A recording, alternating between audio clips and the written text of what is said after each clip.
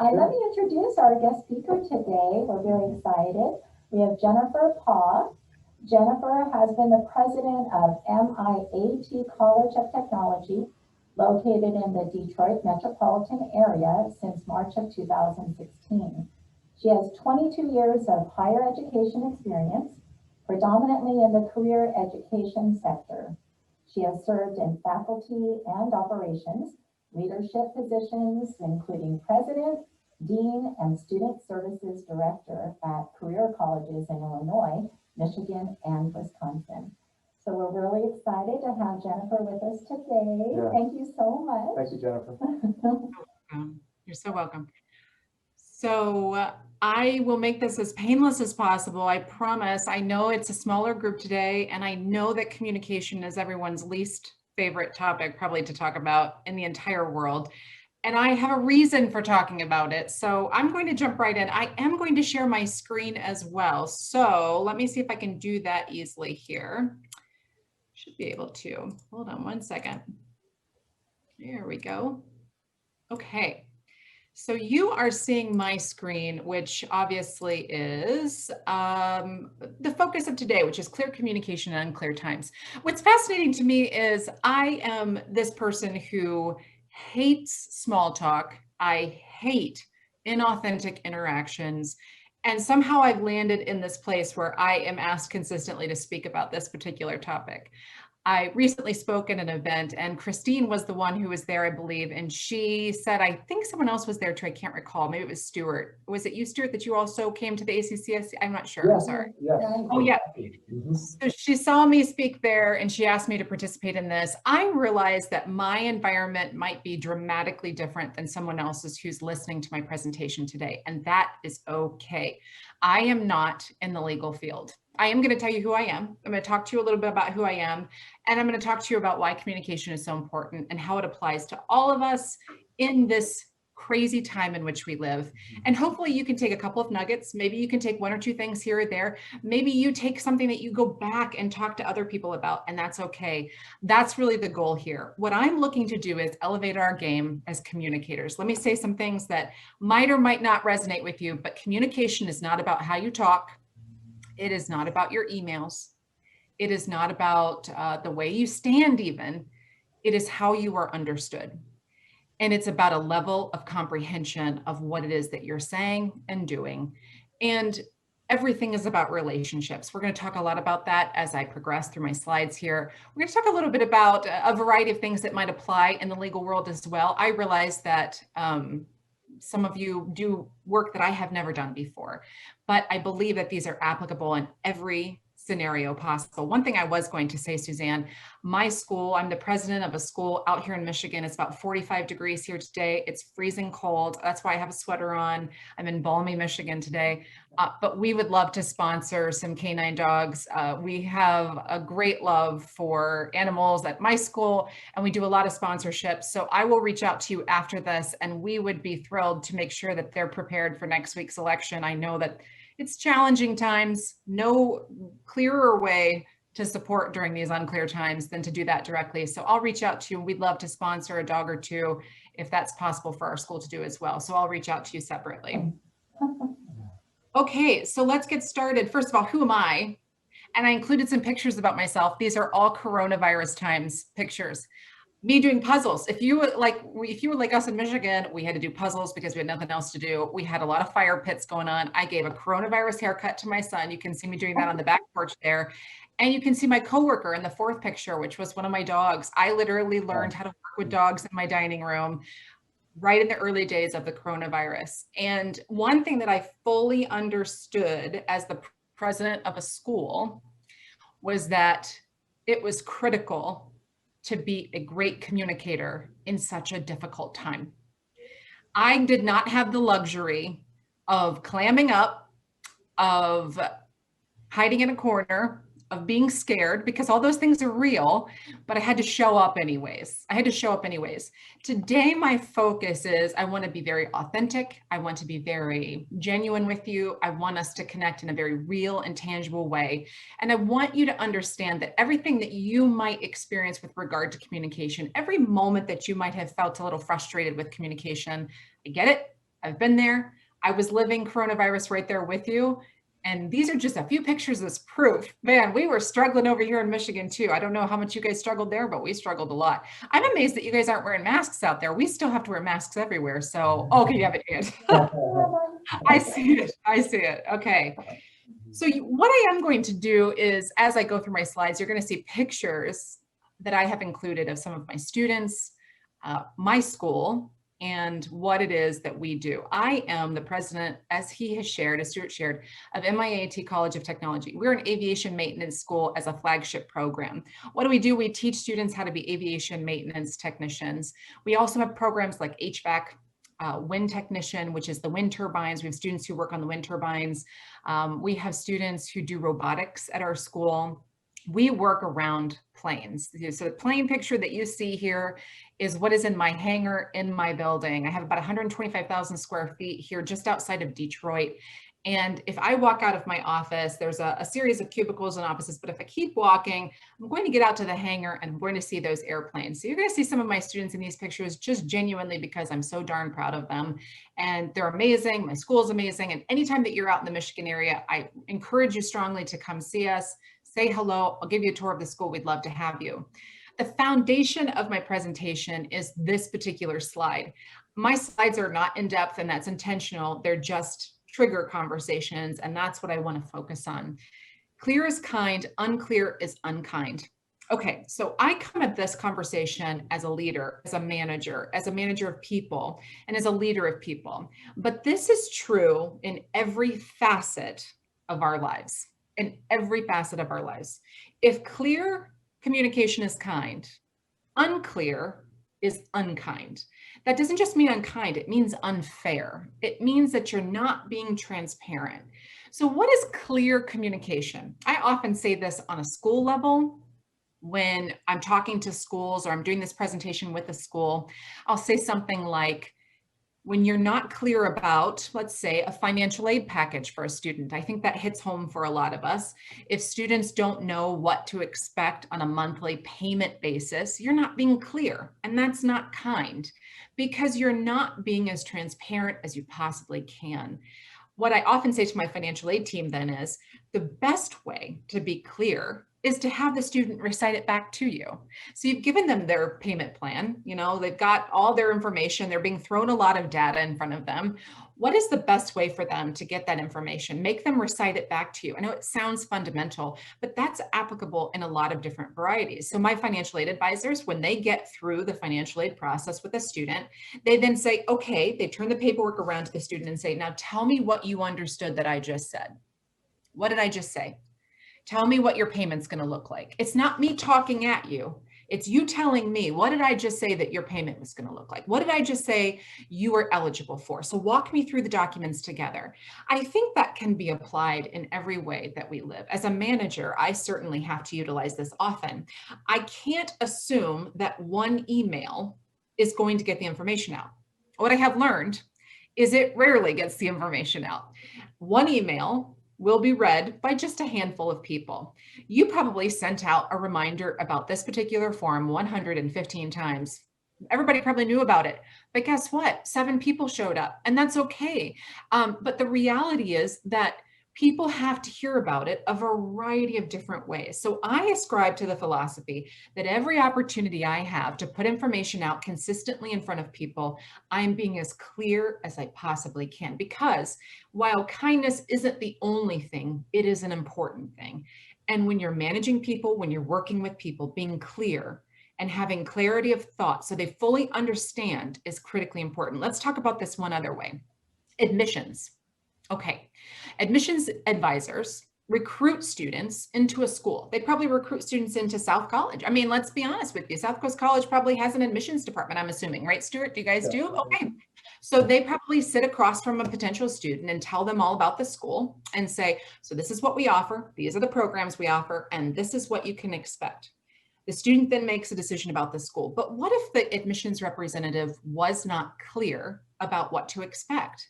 It's not just kind, it's wrong. It's unfair to not be transparent about what to expect as a student. Every buyer of education should understand what it is they're walking into. They should understand what to expect. I've had students come to me and say, "Where's my locker?" And I've said, "What locker? What are you talking about?" "Well, my admissions rep told me that I was going to get a locker." "Well, okay, what?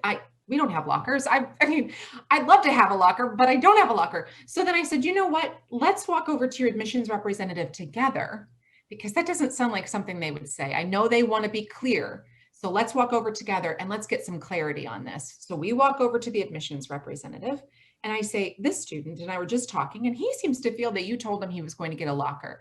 The admissions representative says, "Joe, I never said that to you. Why did you think that I said that?" The student then dissects what it is that he thought he understood about the locker situation. I could have gone a variety of different ways when that student tells me they were told they were getting a locker. I could say, "Of course you were. That admissions department, bunch of liars over there. Man, they're just lying all the time, trying to get anybody to come in the door. We just want as many Jen Burtons as we possibly can as students. So we're just telling everybody everything they want to know." Well, guess what? That's not fair. It's fairer to be clear and say, "I'm so sorry that something seems to have broken down here. Let's not just conjecture about what you heard. Let's go get the person involved that you think said something to you and let's get clarity." That's kind. That's kind. You can apply that to your life. You can apply that to your life. You can apply that to your life, to your children even. I hate to say it. I have an 11 and a 14-year-old at home. And when they don't understand something, well, they hold you to everything you say anyways, right? Like kids are going to hold you to literally everything you say. I was saying my 11-year-old decided he wanted to be the Joaquin Phoenix Joker for Halloween. And I said, "Of course, we'll do that." And I said that like a month ago. Well, I forgot that the outfit was coming from China. And of course, it's the delayed in packaging. So I don't think it's going to be here. I made promises that I couldn't deliver on. I wasn't very clear. I should have spelled it out to him because boy, is he holding my feet to the fire. So I think tonight I have to learn how to sew together a Joker costume and I might have to do it. And I will do it if I have to because I'm going to keep my word. Okay, so clear is kind, unclear is unkind. Let's keep going. I often talk about the mood elevator. Looks like a lot of words on a screen. Don't be overwhelmed by what you're reading. I'm going to explain it to you. Let me tell you why a mood elevator, when it comes to communication in a very unclear time, is critically important. Because emotion, when you are communicating, is a dangerous game to play. Now, authentic, genuine, fine. I'm thrilled for you if you can be authentic and genuine. But often when we're in unclear, uncharted territories, or as everyone likes to say, unprecedented times, boy, we all would love to have a good precedented time right about now. In unprecedented times, we get a little emotional. I hate to break it to you. We're all human. All of you probably did too. You probably have your breakdown moments. You probably have those points where you say, you blame this, you blame that, you blame this politician, you blame that politician. You get into that weird space of emotion. Okay, so when it comes to communication, whether it is a manager, as a family member, as a human, the best thing you can do is pay attention to your mood elevator. I share this. I actually put this on a little chart and I have it on every single desk in my entire campus. All of my managers have the mood elevator on their desk. And if they were on this call, they would confirm it. So I know I'm not lying. So I will even have them confirm it after the fact if I need to. So what is the mood elevator? The mood elevator is where your mood is at any given point. I'm going to be really, really real with you. And I'm going to use a piece of paper to explain my point of view. And hopefully this translates in the world of Zoom. But this represents your mood. You wake up in the morning, you're so excited to be alive. Oh my gosh, life is grand. It's 45 degrees as opposed to 12 degrees. And I feel fantastic. You trot downstairs and guess what? The coffee machine at your home is not working. It's not working. And then you realize, oh my gosh, my dog got in the trash and ripped it and it's all over the ground. The kids, oh my gosh, they have to go to school on Zoom and Zoom is down. The internet isn't working. Okay, so I get out the door. I finally am getting to my campus and I'm stuck in traffic for a very long period of time. And I cannot, to save my life, get to work at a reasonable time. So I have to reschedule a couple of meetings this morning. And then when I get to the school, not only is the coffee machine there broken, but the toilet is backed up and the bathrooms are a complete chaotic mess. And two of my instructors called off and my office is freezing. and I can't get the heat to work. So this is 9:30 a.m. on Wednesday morning, right? This is my mood. I went from that great big piece of paper, and this is where I'm at. So let me be honest with you. Is this where I should be making decisions? Is this where I should be having meetings with my team? Is this where I should be dealing with emotional topics? Probably not. I got asked a question during my last presentation. I was asked, so what do you do when, someone wants a few minutes of your time, but you're swamped in the middle of a really, crisis moment? I always say, I'm not at the place on the mood elevator right now, and you deserve a better space on the mood elevator for me to talk to you. So I'm going to ask that we reschedule, or you give me a couple of hours and let's get back together at 4 o'clock this afternoon, as opposed to 9 a.m. where I'm dealing with all of this. My challenge to you is pay attention to your mood elevator. You know it better than anyone. It is unfair to sit in a moody, impatient, frustrated, worried, anxious lower floor on the mood elevator and try to have a meeting with a student, with a coworker, with your boss. This is not the time when you're low on the mood elevator. It's not time to talk about needing that pay raise, especially if you're trying to ask for something. It's times like that you need to get to what is considered, and if you can see my mouse moving on the screen, ground level, which is open and curious. Get to open and curious. Ground level is open and curious. Here's a good example of what open and curious looks like, and I'm happy to apply it in a couple of different ways, but here's how I think it's easiest to understand. When I have a staff issue, if a staff member has done something that I cannot agree with, maybe they did something terribly wrong, I could go into that meeting, especially when my mood is like this, and say, what were you thinking? Why would you do something like that? I mean, that was the dumbest thing I've ever heard. And now you've really screwed over the school. Am I open and curious? No, I'm judgmental. If you look at the lower floors on my screen here, I'm judgmental, I'm self-righteous, I'm clearly angry. I'm impatient, I'm definitely frustrated. So another thing that people do is they say, well, it's not my fault. If I got called into a meeting, it's not my fault. I don't know what you're talking about. It was her fault. Well, that's defensive. That's on a low place on the mood elevator. A better place for me to be as a leader is to say, okay, I'm not in the right place on a mood elevator. Let's get back together at a later time. We get back together, and open and curious looks like this. Talk to me about what happened. Did I pass judgment? No. Did I tell you that you're wrong? Nope. Did I tell you that you're a complete idiot and you shouldn't have done it? I might be thinking those things, but my mood elevator is open and curious. Tell me what happened. Talk to me about what happened with this. It's the best possible place that you can be. Now, the upper levels look like patient, understanding, creative, innovative, and the highest floor is grateful. Gosh, I hope that we can all get to grateful at some point, but not every day is going to be a grateful day. I'm sorry, when your basement is flooded and you've been dealing with traffic and there's coronavirus and you can't get your favorite this or that or the other thing, and you can't get the outfit that you wanted for your son, you're not grateful, but gosh, you can get to open and curious. You can fight your way to open and curious. So my challenge to you from this slide is get to open and curious when you're interacting with people. In an unclear time, bringing emotion into it can make your message very murky. I don't even recommend giving a presentation. If my mood was angry, worried, defensive right now, I would not be able to come and do this presentation because it would translate. If you think it's not translating, we're all reading it. I assure you, we're all reading your anger, irritation, frustration, and defensiveness. We feel it. And you know how it comes out? Usually body language. Usually comes out as body language. I mean, I've met with so many students. You can see it clearest in the student when they're just crossed arms, leaned back, like this. I don't know why, but people seem to think that you can't read their body language. I always tell students, your body language is telling me a story. Is that the story you want to tell me with your body language, or would you like to change that and let's rewrite the story a little bit? So taking the mood elevator and applying it to your life, paying attention to your moods and not letting yourself get caught into the emotion of communication, critically important.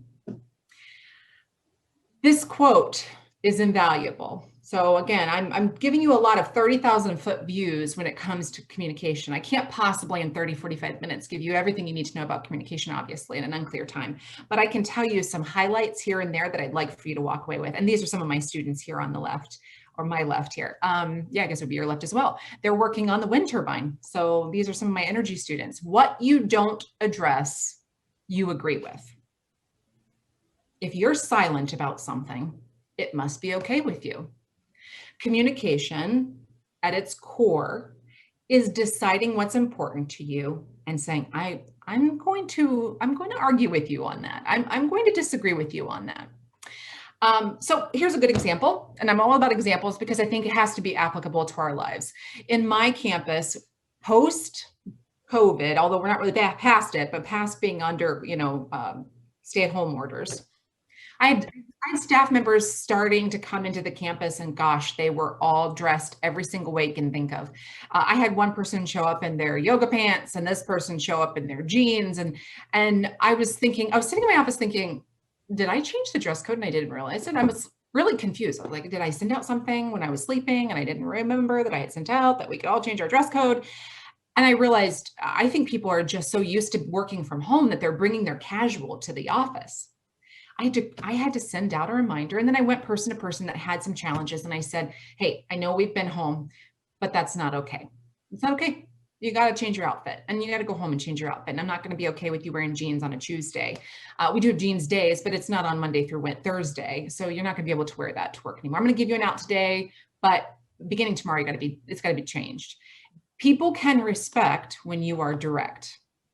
If you've never addressed it, it is your standard. That's true at school. That's true at your job. That's true with your life. That's true with your relationships. Oh gosh, we could probably tap into a bunch of conversations about relationships, but the way you allow people to treat you in your relationship is what you are okay with. And that is what you're agreeing to be and how you're agreeing to be treated. So take this to heart, apply it as you can. Here is where I'm going to sit for a moment, and we're going to talk about trust transactions. When I have managers join my team, I always say the same thing. You are going to get nowhere with your department without trust. Without trust, you're going to get nowhere. So then they always say, well, how do I develop trust? Well, there's some time that comes with that, right? You have to build trust with time, but you do it with very intentional actions. If I say to you, guys, I'm going to show up. That's my communication today. I'm going to show up for that event. We have a trunk or treat event on Friday from 5 to 7. I've told my team I was going to have one of the trunks open. I was going to be handing out candy. I say I'm going to be there. What needs to happen? I need to be there. I'm developing trust. I'm depositing trust into the account with my team, because there's going to come a day where I'm going to say, guys, I need you to trust me on this. This is a tough one. I get it. It's not going to be easy. I've got to cut 3 positions from my school because we are spending more money than we're making right now. And I'm sorry to do it, but this is the reality. They will not trust me if I have not made deposits. I cannot withdraw what I have not deposited. Okay, so how do I make deposits? How do I make these trust deposits? And why is it important in communication?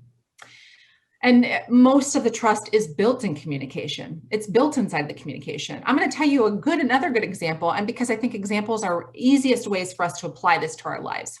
When I started at my school right now, it was almost 5 years ago, the previous owner of the school had stood in front of the entire faculty and staff and had said, guys, a new owner's taken over, but nothing is going to change. Nothing. Nothing's going to change. Everything's going to be exactly the way it's always been. Well, guess what? Everything changed. New owners came in. They had new ideas. I was the new boss, so there was a little bit of resistance to me. Can you imagine? I'm so charming, and they still resisted me. And it happens, and everything changed. So guess what? That was not a great trust transaction. If you're going to say it, you got to mean it. Okay, so let's talk about the first one, be here now. Be here now are the 3 words that I chant almost to my management team. Do you know what it means? It means when people are talking to you, this is not what you're doing. Oh, Oh, okay, right, yeah, right, got it. Okay, yeah, okay. Right, what did you just say? This is not being here now. This is like the #1 reason why people aren't here now is a phone. It's a phone. I used this example when I did my last presentation at our accrediting body, and I said, here's where it gets challenging. And I hear it very specifically in certain departments. Admissions is another good example. Poor admissions. I hope there's no admissions people on the phone because I'm not picking on them. I promise you, I love my admissions team. But I'll listen to their calls sometimes and they'll be talking through a checklist of things that they have to ask. Okay, so you went to high school. Where'd you go to high school? Okay, and the person starts telling the story. Well, I went to high school at Lincoln Tech, and honestly, it was good school, but I didn't love it. So then I ended up changing over to this school and it changed my life. I had the best teacher I ever had. Okay. And so then 3 questions later, they say, now, what high school did you go to? Were they really there in the moment? Doesn't mean you forget. It means you didn't engage. You didn't ground engage with that person.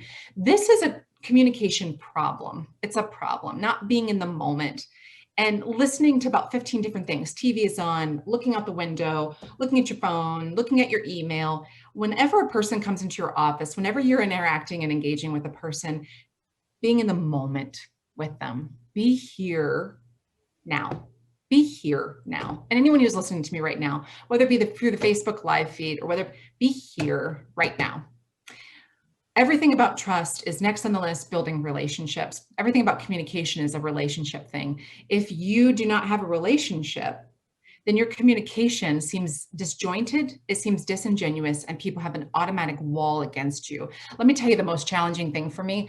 I work with mechanics. So the people that we hire to teach our classes, of course, are aviation mechanics. They're some of the most distrustful people, and I love them dearly. I love them. I'm crazy about them because they have a little bit of a chip on their shoulder. It's a blue collar world over here. It's Detroit anyways. We're a little edgy no matter what, but my mechanics, man, they're a tough nut to crack. They really are. They want to know that you're being honest, authentic, and genuine. But to get there, you have to build a relationship, but you have to do it authentically. I can't just say, and how are you today? How's it going? I can't be fake about it. I have to know the real story of who they are. I have to know that one of my instructor's wife has been fighting cancer for the last, like 15 years. I have to know that this person just got a dog. His name is Mooch. And everybody sends all of their dog pictures to me because they know I'm interested in all the little details of their lives. You got to have those kinds of relationships to have a genuine connection and to communicate as effectively as possible. In an unclear world like we are right now, that is what builds the trust transactions that allows you to be trusted through this and that your communication means something. Be fair and consistent. This is an important one as well. Fair and consistent is important, and here's why. Because people have a radar for this kind of thing. They can hunt it out. People know when you've got favorites. People know when you did something nicer for somebody else. People know when you didn't do that evenly for everyone. Being fair, consistent with everyone is critically important. Being genuine, authentic, being ground engaged, being empathetic. Oh my gosh, what is empathy? What is this world without empathy? Sometimes I feel like we've lost empathy as a nation a little bit. I one time was in an interview and I took the job because the boss of the company said, what do you think the most important trait for an employee is? And he said, let me think about that. And he said, empathy. And I loved the answer because empathy is relations. It's relating to somebody. It's saying, I get it, not just because you're saying words, but because what you're saying matters. And I get it as a human. I get it as a human. And during these times, these unprecedented times, being a human is the most important thing we can do because we're all struggling. We're all out here floundering. It doesn't matter if you're from California, if you're from Michigan, if you are dealing with 45-degree temperature or whatever your beautiful sunny California is looking like. I'm not jealous. I'm not bitter, I promise. We are all out here being human and trying to do the best we possibly can do. Let me talk about being direct. Being direct is a trust transaction. You build trust by being direct. If I sandwich everything and say, you're such a nice person, Stuart, but I'm really going to have to let you go today, but I like you. I just put all the sandwich with the directness in the middle. There's no reason for that. And I think that's what I mean when I say people have a radar for that. They can sniff it out super fast. That's where distrust starts, because then you think every nice thing that she says is going to lead into something that's horrible. So I don't really want to hear anything she has to say. Instead, if I say to you, Stuart, are you open to some feedback right now? And if you say, I'm not in the right place on the mood elevator. Now, this is talking about changing the culture, because I do this at my staff and they do that. They'll say, I'm in a tough place on the mood elevator. Can we talk later? And I'll say, absolutely. You win the star for the day because I want you to pay attention to your mood elevator. If you say, yeah, I am open to feedback, I would say then, Stuart, Here's some challenges with your performance. Let's talk about it. Let's sit down, making sure the environment is correct, that we're not doing it in the hallway. Of course, this would be in an office, but these are really important things to do. And the last is being vulnerable. I don't care what position you hold. I don't care if you are the president of MIAT. I don't care if you're the president of the United States. I don't care if you are a paralegal, a stenographer. I don't know what it is, but if you are communicating and you are not able to be vulnerable, you will never build trust. Vulnerable is sometimes saying, I was wrong. I was wrong. I did it wrong. And I have had to do that sometimes with my staff. I've had to say, okay, I didn't handle that incredibly well. One thing that I did recently tell them was I felt that we fell apart a little bit with some communication with our students in a very specific way. And I had to say to my team, I didn't do it right. I didn't drive that correctly. We've got to own it. We've got to fix it. We've got to move forward from it.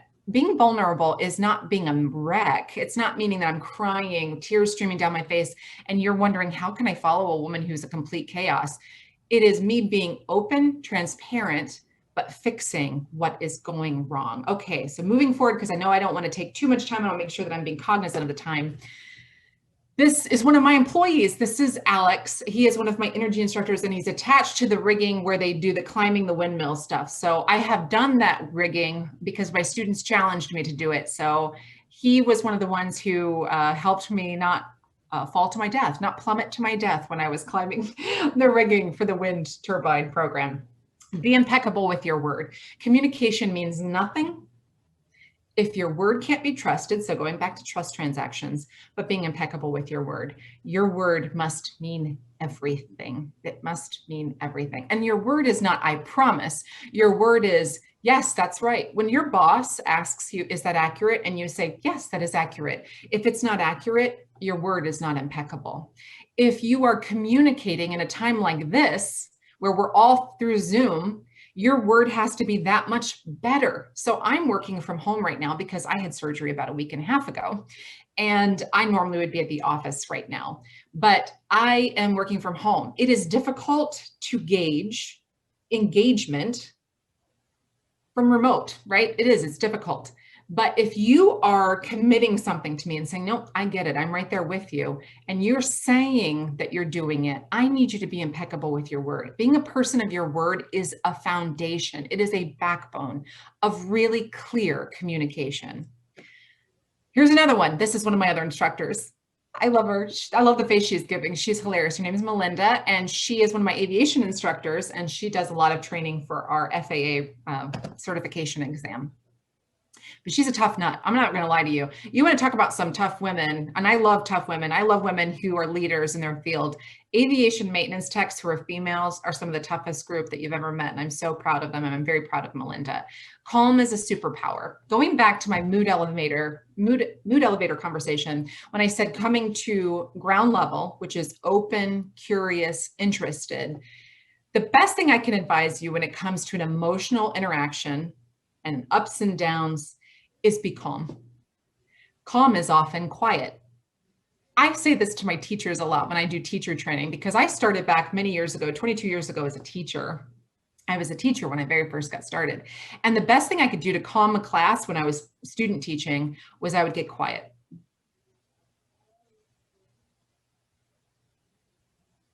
Guess what the students all did? They freaked out. They didn't know what the heck I was doing. They're like, is she okay? They all got quiet to watch me. The other thing I would do is I'd take a pen and I'd start hitting the table quietly. Everybody started looking. Calm is a superpower. I believe it is true in the classroom. I believe it's true in life. I believe it's true in communication. When everybody is all over the place and they're all freaking out, be the salmon upstream that is calm. Because that is the true indication of someone who's got control of their faculties, whose mood is under control and can come from an open and curious place. That, my friends, is a leader. That's a leader. Calm is a superpower. If you are freaking out, and this is why I said with vulnerable, it's not that you're all over the place. It's quite the opposite. It's that you are vulnerable, but you are controlled vulnerable, is you've got to remain calm during all this too. During an unclear time, the last thing people need from me is to say, everything's a dumpster fire. We're all falling apart. How are we going to do this? How are we going to do hands-on training in an environment where you can't even touch anything? Okay, well, that's the last thing my staff needed to hear from me. What they did need to hear from me was, guys, this is what we're going to do. We're going to go remote for 2 weeks, and then we're going to reassess, and then we're going to do this, and then we're going to do this. And I mapped it all out for them. And I got more feedback that they could not be more appreciative. But I wasn't saying much. All I was saying was, here's the structure of how we're going to work on this, because calm is a superpower. Be the calm in the middle of a big, big storm. And you get there by coming from an open and curious place, not from working from an emotional place. Another nugget, people are why people. I always tell my management staff, a reason for doing something is never, well, because I said so. People need to know the why to buy into what's happening. And when you're communicating, you need to be prepared to share the why. If you're not prepared to share the why, you're going to struggle. People are going to push back. People are going to say to you, that doesn't work for me, because they need to know why. 99% of people, and I have no statistical analysis for that, I'm just giving you a percentage that I've determined is accurate. 99% of people will buy into what you're saying or can support what you're saying if you can give a reasonable why for what it is that you're saying. If you can't defend what you're saying and your only defense is, well, because I said so, well, that's a bunch of malarkey. No one wants to hear that. Is that a Michigan thing? Do we only say malarkey in Michigan? I hope you know what I mean. Let me also say that I talk fast. I'm a Midwesterner. So if you are having a hard time staying with me, I apologize. I'm a fast talker. People are why people. Be prepared to share the why, even in unclear times, maybe more so in unclear times. And I mean, even down to the details. I was talking about a new PTO, which is time off policy for my school. And I said, let me tell you why we made this decision. Did they need to know why? Probably not. They needed to know what their PTO was going to be. But I know people will have a meeting after my meeting, and they're going to say, well, why is that happening? Well, what's the reason behind that? What's this crazy thing that we're doing now? Look, another change happening, of course, it's always changing. Those are the meetings after the meetings that happen when you roll stuff out. So I'd rather just hit it straight on and say, okay, so the meeting after the meeting is probably going to be, why are we doing this? Let's talk about the why. Let's talk about the why. I'm not afraid of the why. Don't be afraid of the why. Don't be afraid to answer the why. I promise I'm almost done for those of you who feel like you might need to take a break. By the way, this is one of my robotics teachers. He's a very cool guy. He's outstanding. He just got over COVID. So he's had a handful.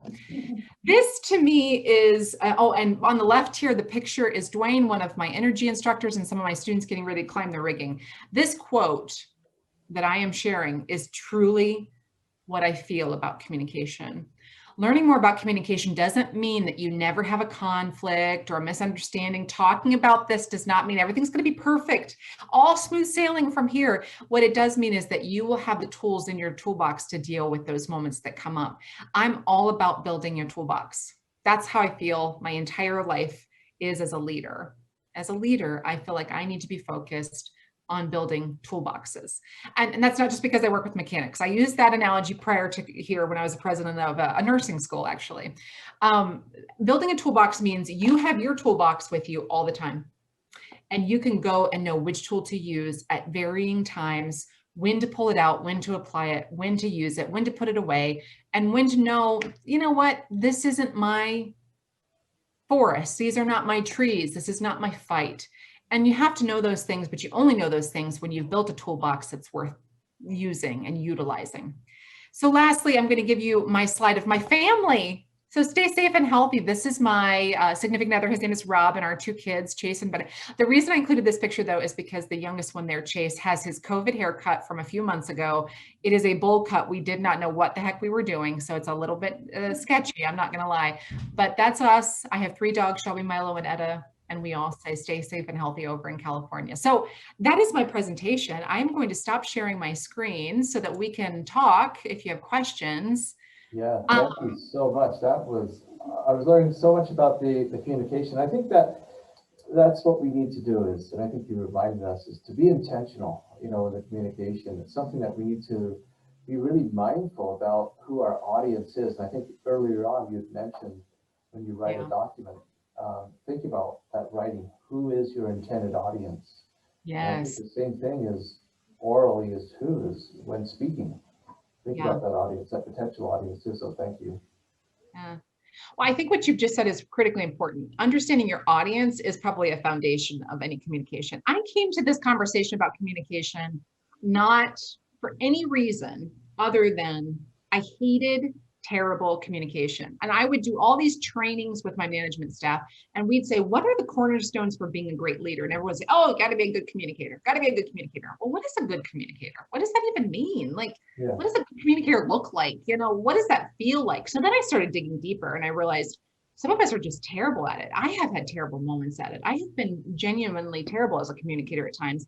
And I've learned from those moments, and I've said, gosh, I can never do that again. I can never do that again, because I'm ruining trust if I do not communicate clearly, concisely, and directly to people. So for what it's worth, I get that you all are in the legal field, and I'm honored to be a part of this group. And so thank you very much for having me today. But I do have to say, this stuff can apply in a variety of different formats that can be applicable to your world and to your interactions. I'm just utilizing what I know best, because it's really my story that I'm sharing. That's what any presentation really is. You're sharing your story a little bit. You're being vulnerable and saying, gosh, we've had some failures, we've had some successes, and here's how it looked.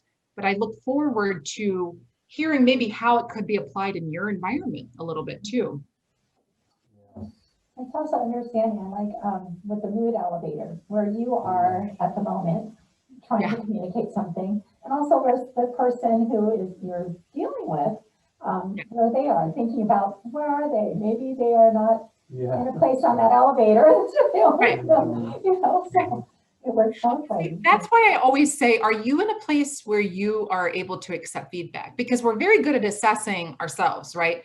But if the other person is having a terrible day and this is their energy, it's not going to be productive. So whenever I have, let's say, a student who's angry, upset, something in my office, I'll ask that question. If they say yes, but we know it's kind of descending into chaos and they're getting upset and they're getting angry, I always say, you know what? We're going to take a breather. We're going to de-escalate here. Let's come back to this in 24 hours. Why don't we meet again in 24 hours? There's no crime in saying, we're not doing so well right now. Let's stop for a moment and let's take a breather, because that makes us better at not only being self-aware, but being aware of the situation and not letting it get out of control, not get emotional, not get to those places on the mood elevator that are dangerous, like blaming and defensive and angry and, you know, like we go at each other, you know. I may not explain this very well, but taking upon that, sometimes if people don't know of the mood elevator, or just those people who are unaware, isn't that difficult wouldn't that be difficult to communicate, and or have a situation where you couldn't communicate that, like, okay, this isn't a good space for me, because some people are pressed for time or whatever, you know, the world's in a big ass hurry. So my thing is how do you communicate that without them having that knowledge or understanding? Well, I don't know that I would necessarily prevent them from knowing. So let me be candid with you. I deal with angry students. I mean, so I'm assuming you've dealt with angry people in your life, right? So I'm going to apply that to an angry student who comes to my door, who's aggressive, upset with their instructor, doesn't like something that's going on, doesn't like their bill, doesn't like something. And it makes me feel unsafe. First of all, unsafe or whatever that might feel like for you is a non-negotiable. We don't have a conversation in this environment. I control the environment in which I stand and sit. I own this real estate.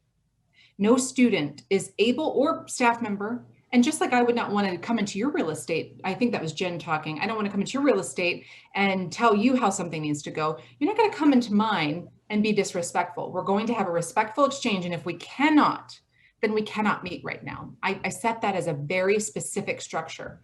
And do I have people push back on that? Rarely, but I have. I mean, I have had people say, well, I need to meet right now. I can appreciate that, but then you must de-escalate. You must de-escalate, or we are not going to meet right now. That is a non-negotiable for me. I don't allow aggressive behavior in my office. I control the environment in that moment. Now, in what you're saying, you said, well, what if you can't control the environment? Then it's not the right place probably to have that kind of conversation. But if it's applicable to your job, and I don't know all the ins and outs of doing all the things that you do, so I'm not sure that I would know the exact format, but I can tell you that there are ways for you to say, let's put this into an office. Can we go somewhere where we can discuss this a little bit more clearly? Keeping in mind that clear is kind. It is going to be unclear if we have this in a hallway, in I don't know, a courtroom where we just have 2 minutes. I need more time to formulate this, something along those lines. There's no crime in asking for more time or for a different space. You have every right to own the real estate that you're standing on or sitting on and say, this is not going to go this way. It's just not going to go this way. I mean, I hope I'm helpful in that. No, that makes a lot of sense. Thank you so much. No, I get what you're saying and I can appreciate it. Thank you. Good. Yes, thank you, Jennifer. Does anyone else have any comments or questions? This is a great opportunity to find out how to be a better communicator. Just thank you so much. Those were some really helpful tips. Oh, I hope good. I can remember them in time. They sure apply to charity. Can't imagine how much, of course, you need your sponsors to be real. So when I just mail a one-on-one and know who, inspires them to do this is so important. So I'm going to take a picture. I am being here now, but I'm picking up my phone. I'm going to take a picture of your phone number so that because I see it in the comments, so that I can remember once I'm done here that I need to reach out to you so we can sponsor a vest or two. Awesome. Yeah, thank you. Thank you again. That's just, I'm speechless. Thank you. Oh, good. No problem. Anyone else? I just had one other comment. Sorry. No, you're fine. One thing I can really appreciate, and I really probably need to work on personally myself, is the why. When I was younger, I used to work for my dad, and I thought my dad was just a terrific boss, and I hadn't worked for him yet. And I was like, I need to work for you because I just love the way you are to your employees. The problem came when I used to ask why. And I wasn't asking why to be disrespectful or insubordinate. I was asking why because I'm one of those people that I need to know how things work, because it works. I guess I fit it in my head that way. That's how I put it together in my head. So I tend to ask why a lot. And I love that you said that, because then now let's take another side of it, other side of spectrum, where my children, and I'm sure you've had this and many people have had this a lot of time, they'll say why. And sometimes you don't want to do that answer of just because I said so, because I don't like that answer either. So I won't say that.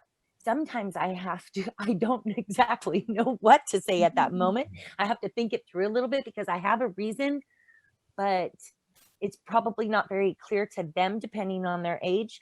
So I love that. I'm going to work on that more. I'm going to have the why more because I think that is important. Great. Jen, I have to tell you something that is important to me. And this was the sign of marked maturity for myself when I felt like I turned the corner on leadership. And it was when I wasn't scared when people asked me why. A sign of a very immature, and I don't mean that in a negative way. I mean someone who's a newer manager or a green manager maybe, is they get scared of being asked why, like someone's attacking them. But you said it very well. It is sometimes someone's just curious. What was the reasoning behind this decision? That's fair. That's a fair thing to ask. And I am no longer scared of someone asking me, why is that the case? Because that's not a threat to me. It can be if it's done unprofessionally, obviously. And there are very fine lines where someone can be crossing and say, well, why would you do something so stupid? Well, obviously they're not being professional. But for the most part, people just are curious. They'd like to understand the decision-making process a little bit. And you're right, children ask that question literally all of the time. Literally all the time. And I think though, they will perhaps work harder for you and have a better understanding of where you're coming from. So it is important. Yes, very. Yeah, and there's a big difference in professional where you could explain why, because there is obviously a reason, versus a child when, sometimes you're on the spot and you're like, wait a minute, I gotta think of something, and to do it to their level of understanding. So that's where the challenge comes in. Exactly true. And as communicators, it's a good reason to be prepared with those why type questions, have the responses, generated in advance. I couldn't hear you. I'm sorry. I think it's a good idea as a communicator to think about that why and anticipate that someone will ask you why. And so be prepared with some answers. Oh, right. I think if you can't definitively answer why you've made a decision or why you've changed it, then maybe it probably wasn't a decision you needed to be making. So I think you have to take feedback from people as part of your decision-making process. And I think if you're not willing to do that in advance, you're going to struggle with the response when people ask you those kinds of questions. I know, Rachel, you've been trying to speak for a little bit here, so I'm going to go over to you.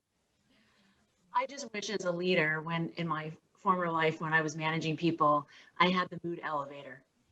Because I think that is so important when you're having to give that constructive criticism, Yeah.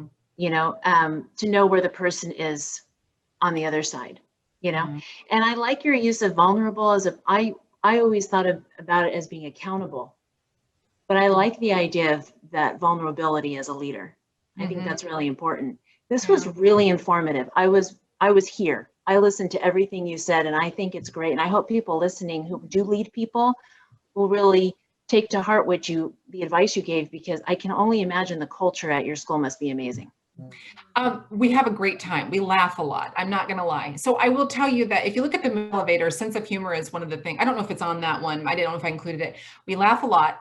We find the joy in every day. That's our decision every day. We start every meeting with a student story. I won't have any meeting talking about numbers, about our downside or upside, anything. So I say, before we start anything, let's talk about a student success story. Talk to me about the students, because that's why we're here.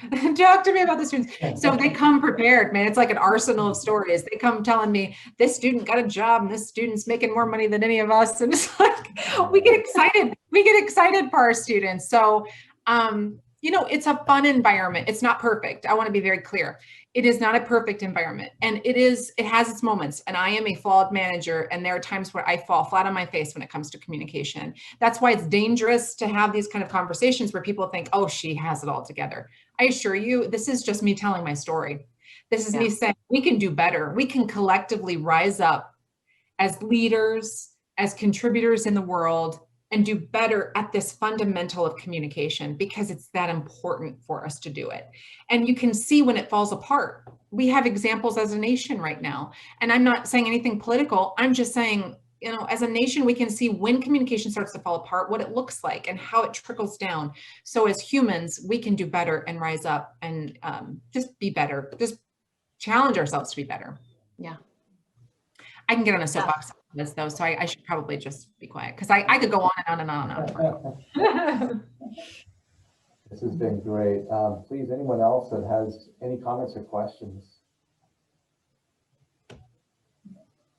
And yeah, well, you know, I think we're kind of reaching that time where I just want to thank everyone, especially you, Jennifer, for sharing this amazing talk. I think we're privileged to have you here with us to share, you know, and learn from you, a person who knows how to communicate in trying times like we are in and have been for 9 months now. We've had to use our communication and become more effective than ever. So thank you so much, and thank you for everyone who joined us. Who here has promoted anyone's business from our event, or used the business or connected with another person from this group about services being offered? We have a weekly giveaway, don't we, for someone who... This week it's from Taco Adobe. It's here in Orange. Yeah. There's a gift card for you. Oh, So all you gotta do is somebody who's used the services of someone else.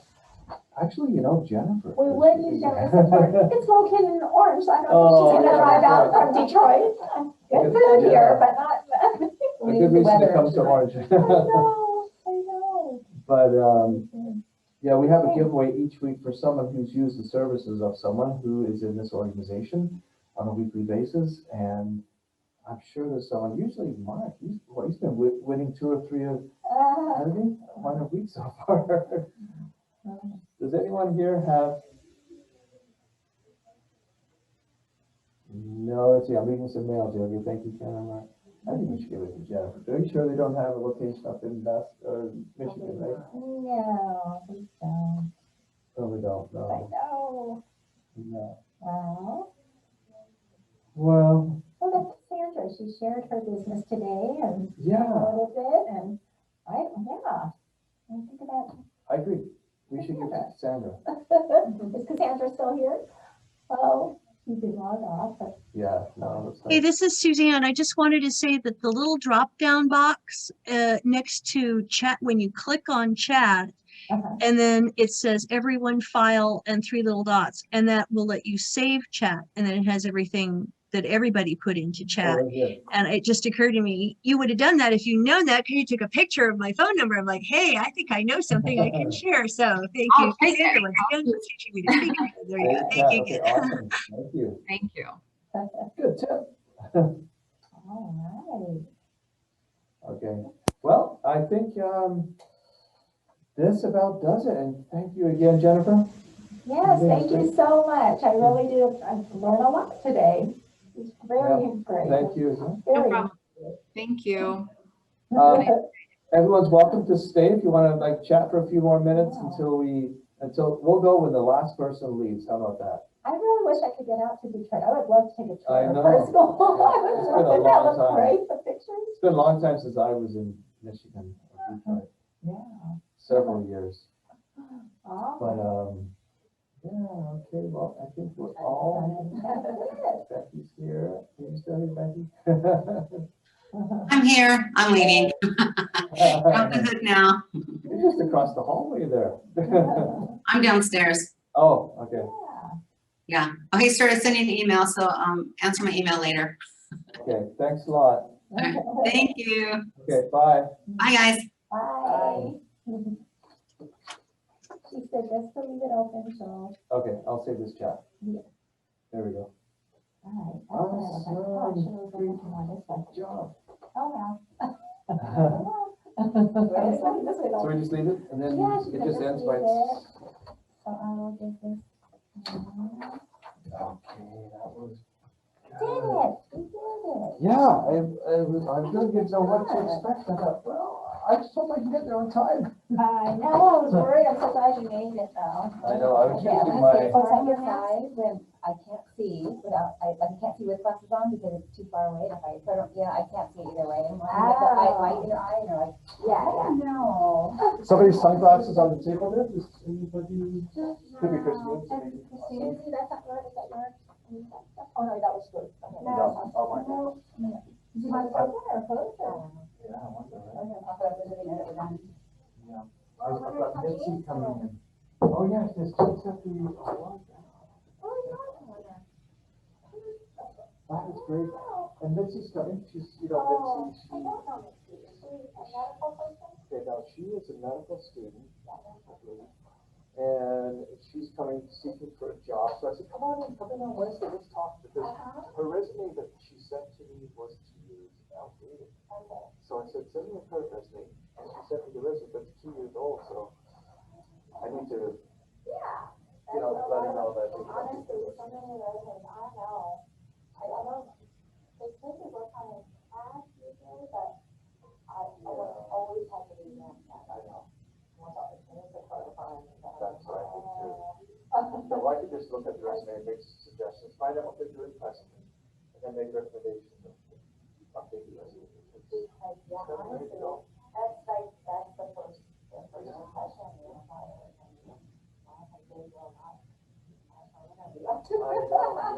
I've got to check with Yoshi to get all of the names of the grads, the ones that are going to be graduating soon for the medical program, so that they have internships. Go down that list of all those. Honestly, no, I told you, that we were always concerned, we have to have like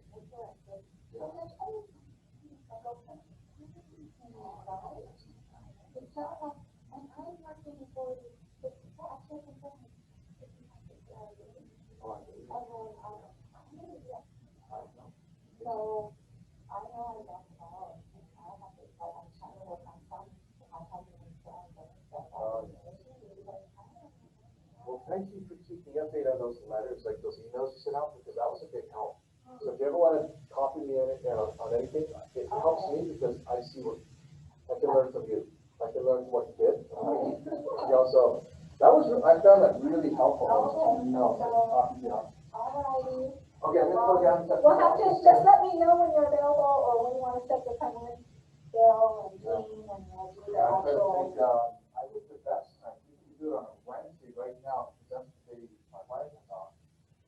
order my schedule, maybe. Yeah. And then I can be here. I mean, even I know she's working on the Zero stuff right now, but she's often here on Saturdays. I mean, if you have I to. think it's Saturday. That's what I'm saying, I know with your schedule, you may have to. Worst comes to worst, I can bring my kids. Right. Okay, thanks, Kathy.